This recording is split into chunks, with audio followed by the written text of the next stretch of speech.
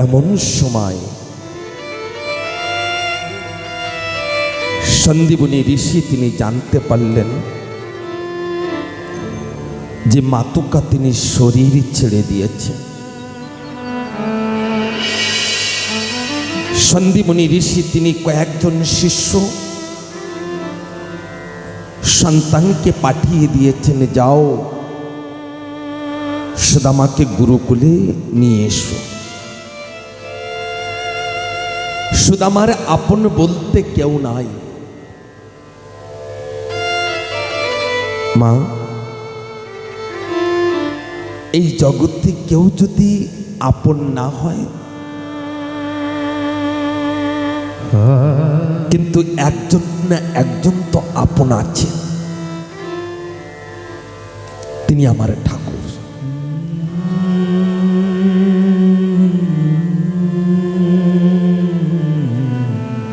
আজকের সুদামা গুরুকুলে প্রবেশ করে একান্তে চুপ করে জন্য কি চিন্তন করতেন। এদিকে গুরুমা গুরুদেব সুদামার কাছে বারবার এসে বলেন যে সুদামা, তোমার কোনো কষ্ট আছে নাকি গুরুকুলে? কিন্তু সুদামা বলছেন, না গুরুদেব, আমার সব কিছু পরিপূর্ণ আছে, কিন্তু আমার অনুভব হয় কি যেন আমার জীবনে চাই, তা আমরা পাই, আমি পাচ্ছি না।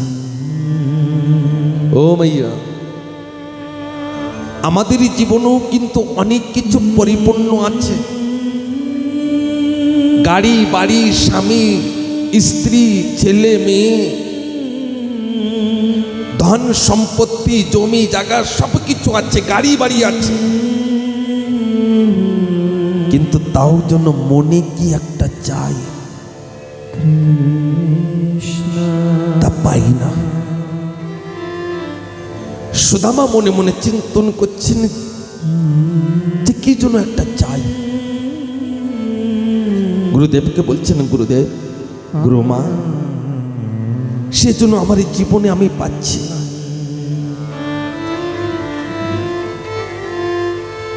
সন্দীপনী ঋষি তিনি সুদামাকে অত্যন্ত ভালোবাসতেন। কেন জানেন? সুদামার আপন বলতে কেউ নাই। যদি কোনো কর্ম করতেন গুরুদেব, যদি কোনো বালককে ডাকতেন তা সুদামাকে আগে ডাকতেন, সুদামা। একদিন না বাবা, ওই মথুরা থেকে কৃষ্ণ আর বলরাম এসেছে গুরুদেবের সম্মুখে, আর গুরুদেবকে প্রণাম করে কৃষ্ণ আর বলরাম স্থান গ্রহণ করেছেন গুরুদেবের সম্মুখে। এমন সময় সন্দীপনী ঋষি তিনি সুদামাকে ডাকছেন, সুদামা, সুদামা। আর সুদামা ছুটতে ছুটতে এসে গুরুদেবকে সাষ্টাঙ্গে প্রণাম করে বলছেন, গুরুদেব, আমাকে ডেকেছেন গুরুদেব। বাবা, কথার দিকে একটু ধ্যান দিন। সুদামা দুই হাত জোড় করে গুরুদেবের সম্মুখে বলছেন, গুরুদেব আমাকে ডেকেছেন। সন্দীপনী ঋষি বলছেন, হ্যাঁ সুদামাকে তোমাকে ডেকেছি, দেখো কে এসেছে, কে কে এসেছে, আমাদের গুরুকুলে পড়াশোনা করবে, গুরুকুলেই থাকবে। সন্দীপনী ঋষি তিনি বলরামকে দেখাচ্ছেন, এনার নাম বলরাম। সুদামা দুই হাত জোড় করে বলছেন, প্রণাম, নমস্তে। বলরাম বলছেন, নমস্তে। এদিকে গুরুদেব তিনি বলছেন, তোমার এইদিকে তাকিয়ে দেখো সুদামা, এর নাম কৃষ্ণ। আর কৃষ্ণর দিকে যে সময় তাকিয়েছেন না, সেই সময় সুদামা তিনি অনুভব করছেন যে ছোট্টবেলার থেকে যাকে যাকে দেখার জন্য ব্যাকুল হচ্ছি সেই আপনজন এসেছে। একই দৃষ্টি দিয়ে সুদামা কৃষ্ণর দিকে তাকিয়ে আছেন, একই দৃষ্টি দিয়ে। আর সুদামার অত্যন্ত ভালো, অত্যন্ত আনন্দ অনুভব করছেন। গুরুদেব সুদামার দিকে তাকিয়ে দেখছেন, কৃষ্ণকে দেখে এই সুদামা আনন্দ পাচ্ছে। আর জানেন গুরুদেব তিনি বলছেন, সুদামা তুমি যে কুটিরিতে থাকো না, সেই কুটিরিতে আজকের থেকে এই কৃষ্ণ আর সুদামা এক কুটিরির ভিতরে থাকবে। গুরুদেব যদি কৃপা করেন শিষ্যর পরে, আমি শুনেছি বৈকুণ্ঠ ধাম দিতে পারেন, কিন্তু আজকের গুরুদেব সাক্ষাৎ সুদামাকে স্বয়ং ভগবানকে দিয়ে দিয়েছে।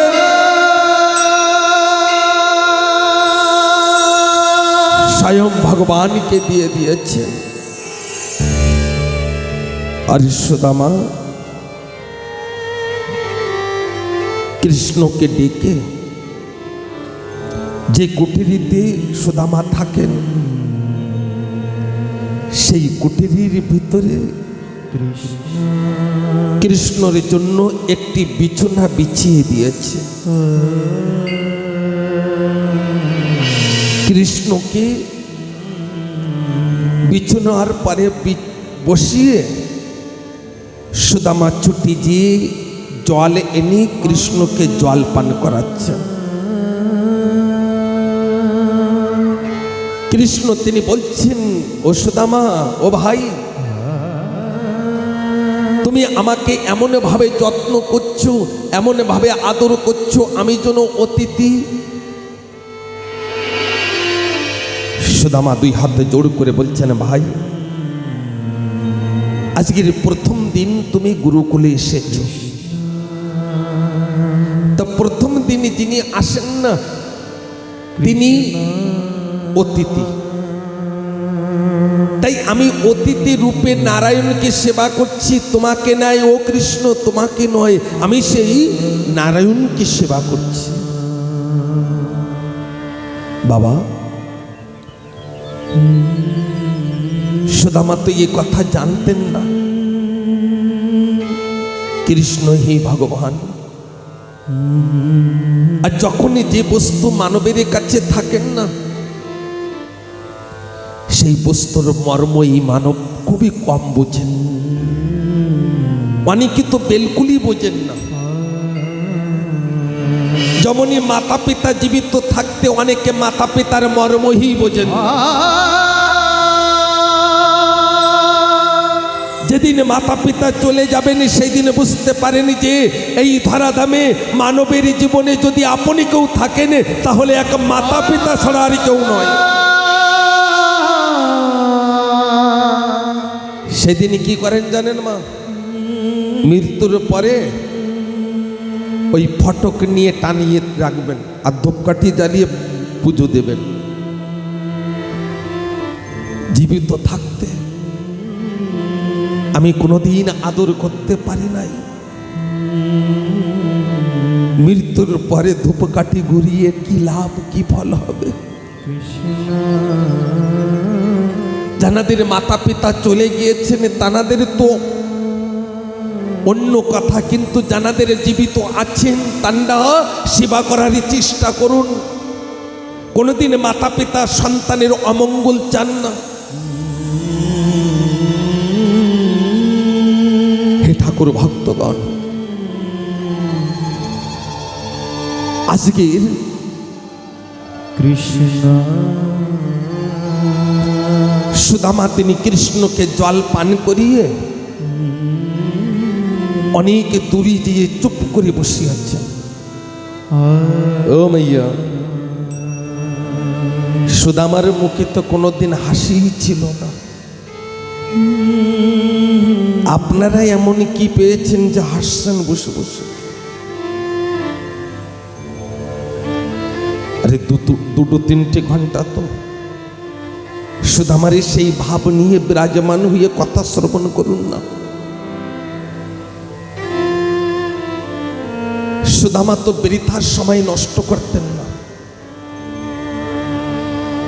সংসারের কর্মের পরে যদি খালি সময় পেতেন তা তো হরিনাম করতেন বসে বসে।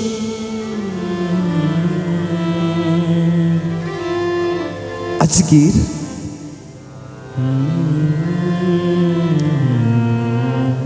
সুদামা কৃষ্ণকে জল পান করিয়ে অনেকে দূরে যেয়ে চুপ করে বসে আছেন বাবা, আর মনে মনে চিন্তন করছেন কৃষ্ণ তো রাজারই সন্তান, আর আমি দরিদ্র ব্রাহ্মণের সন্তান।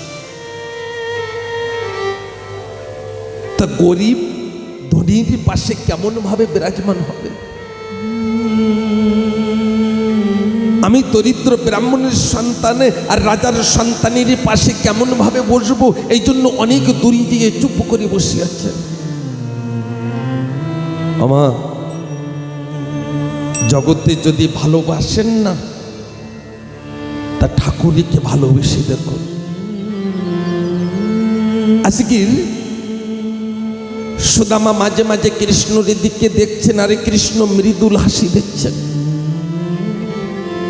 আরে কৃষ্ণের মৃদুল হাসি দেখে ওই সুদামা মাথা নিচু করে চুপ করে বসে আছেন। আবার কিছু সময়ের পরে সুদামা যে সময় কৃষ্ণের দিকে তাকাচ্ছেন, সেই সময় আবার মৃদুল হাসি দিয়েছেন। সুদামা আবার মাথা নিচু করে বসে আছেন। কিছু সময়ের পরে কৃষ্ণ তিনি বলছেন, বাবা ধ্যান দেবেন, কৃষ্ণ বলছেন, ও ভাই, আমি তোমার কাছে কিছু চাই, তুমি কি আমাকে দেবে? সুদামা বলছেন, আমার কাছে কিছু নাই। কৃষ্ণ বলছেন, ভাই তোমার কাছে আছে, যদি তোমার কাছে থাকে তুমি কি দেবে?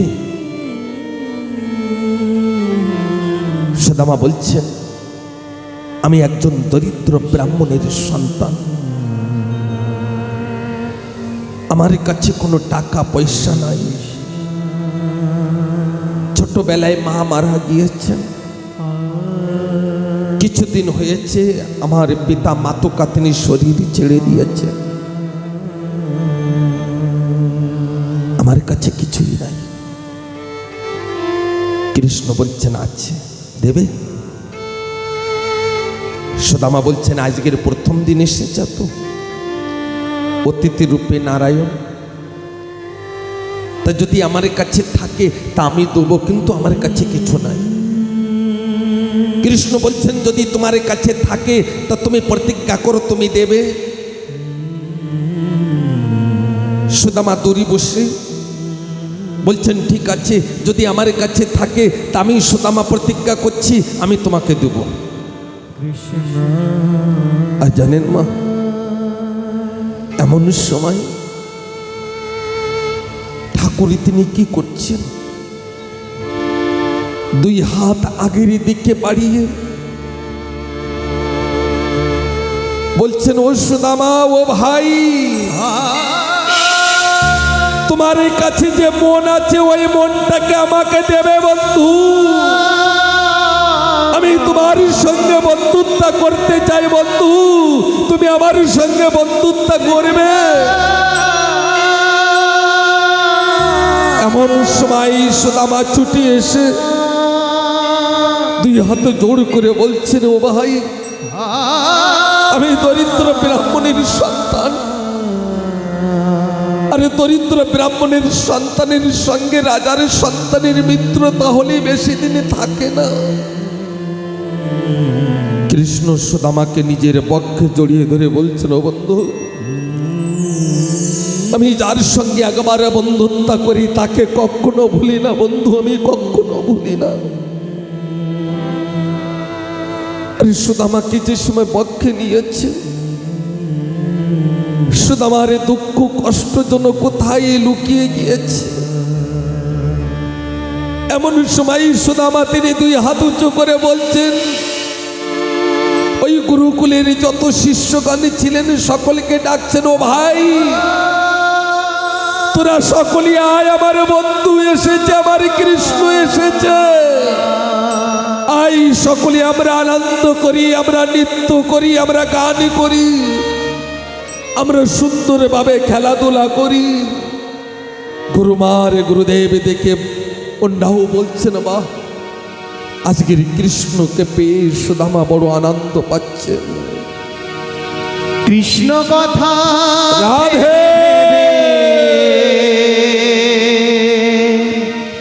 কৃষ্ণ কথা। আমার জীবনে অনেক কান্না করেছি, অনেক বস্তু নিয়ে কান্না করেছি। কোনোদিনকে এক ফোঁটা নয়নের জল দিয়ে আমার ঠাকুরকে ডেকেছি। কৃষ্ণ কথা ভেবে ভেবে ফেল রে নয়ন জল। ও মনে ময়না, ও মনে ময়না, ময়না ময়না ময়না। হরিব দুটো কৃষ্ণ কথা বল, দুটো হরি কথা বল। দুটো কৃষ্ণ কথা বল, দুটো হরি কথা বল। দুটো কৃষ্ণ কথা বল, দুটো হরি কথা বল। কৃষ্ণ কথা ভেবে ভেবে কৃষ্ণ কথা, কৃষ্ণ কথা ভেবে ভেবে ফেলে রে নয়ন জল। ও মনে ময়না, ও মনে ময়না, ময়না ময়না। কৃষ্ণ কথা বল, দুটো হরি কথা বল। দুটো কৃষ্ণ কথা বল, দুটো হরি কথা বল।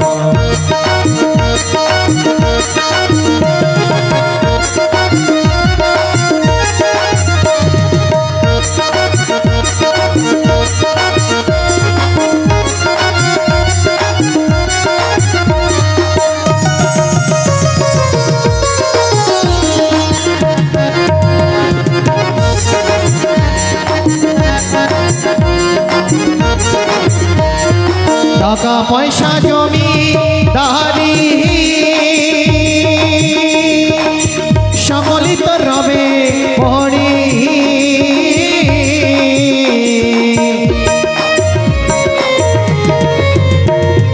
টাকা পয়সা জমি দাহারি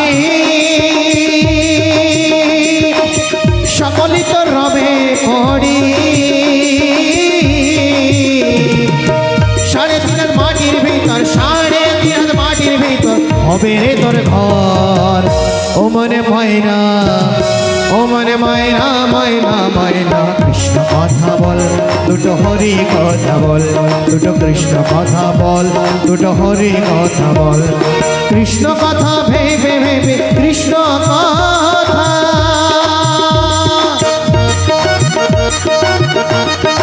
রাধে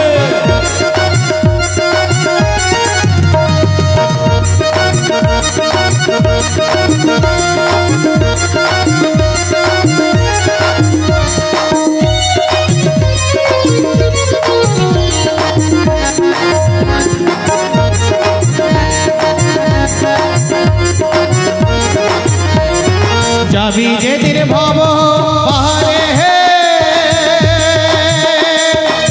ডাকো রাধা কৃষ্ণ হরে।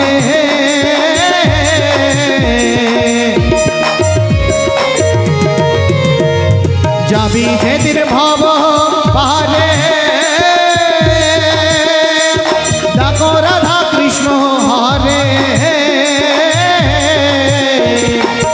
হরধন বাউল বলে, হরধন বাউল বলে করি সায়ার ছল। ও মনে ময়না, ও মনে ময়না, ময়না ময়না। কৃষ্ণ কথা বল, দুটো হরি কথা বল। দুটো কৃষ্ণ কথা বল, দুটো হরি কথা বল।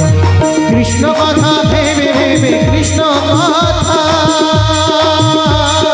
কৃষ্ণ কথা ভেবে ভেবে ফেলে রে নয় নয়ন জল ও মনে ময়না ও মনে ময়না ময়না ময়না কৃষ্ণ কথা বল দুটো হরি কথা বল দুটো কৃষ্ণ কথা বল দুটো হরি কথা বল দুটো কৃষ্ণ কথা বল দুটো হরি কথা বল দুটো কৃষ্ণ কথা বল দুটো হরি কথা বল কৃষ্ণ